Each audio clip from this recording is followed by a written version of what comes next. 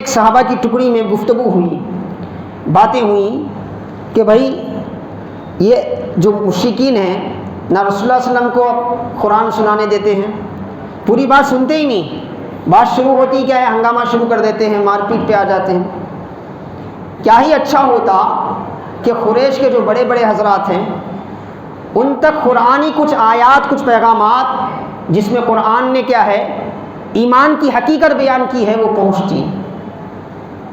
تو وہاں ایک غریب، نحیف، کمزور قسم کے ایک صحابی موجود تھے جنہیں دنیا عبداللہ ابن مسعود کے نام سے جانتی ہے۔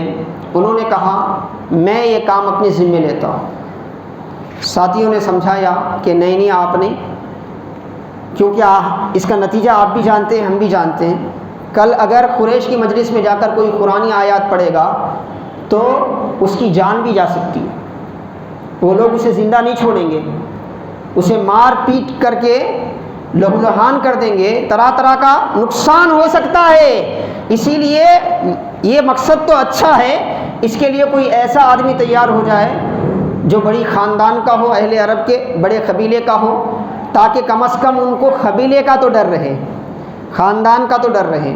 دنیاوی مزاج ہوتا نا، ایک شریف آدمی جس کے آگے پیچھے کوئی نہیں ہے اس کو سب پریشان کرتے ہیں، اگر وہ کسی بڑے خاندان سے ہو تو کم از کم خاندان کا تو لحاظ کیا جاتا ہے۔ دنیا والوں کا ایک انداز فکر ہے۔ تو صحابہ نے کہا کہ اگر کوئی بڑے قبیلے کا آدمی سامنے آئے اس کام کے لیے تو یہ بات الگ ہوتی ہے۔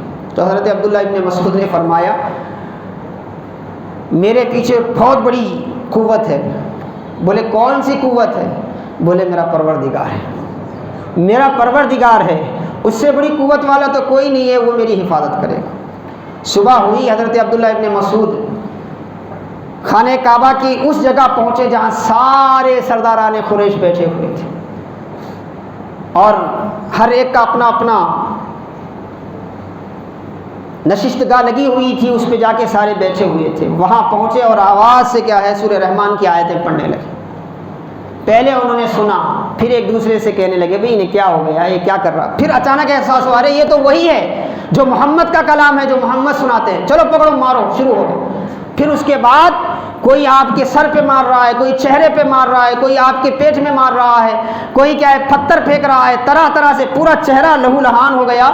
آپ کے جسم میں جب تک طاقت، آپ نے توانائی محسوس کی، پڑھتے رہے، اللہ نے جب تک چاہا آپ پڑھتے رہے، پھر خون میں لہو لہان ہو کر آپ گر گئے۔ بڑی مشکل سے وہاں سے آپ کو نکالا گیا، آپ صحابہ کے پاس پہنچے، خون چہرے سے کیا ہے رس رہا تھا اور پورا چہرہ ہے نا زخمی ہو چکا تھا، ہر طرف کیا ہے ناخنوں کے نشان ہو گئے تھے۔ ساتھیوں نے کہا کہ اے عبداللہ ابن مسعود، ہم ہے نا اسی بات کا اندیشہ کر رہے تھے کہ ہمارے جیسے کوئی غریب قسم کے آدمی جائیں گے تو ایسا کچھ ہوگا، ہمیں اندیشہ تھا۔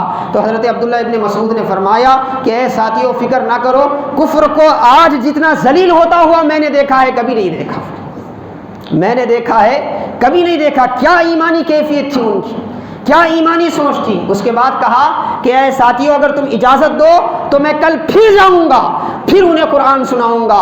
تو ساتھیوں نے کہا کہ نہیں بس ہے، جتنا آپ نے سنانا تھا، جو کلام ان کے کانوں تک پہنچنا تھا پہنچ چکا، اب اللہ پاک کیا ہے جو راستہ پیدا کرنا ہے راستہ پیدا کرے گا۔ حضرت عبداللہ ابن مسعود یہ فکر لے کر صحابہ آتے تھے۔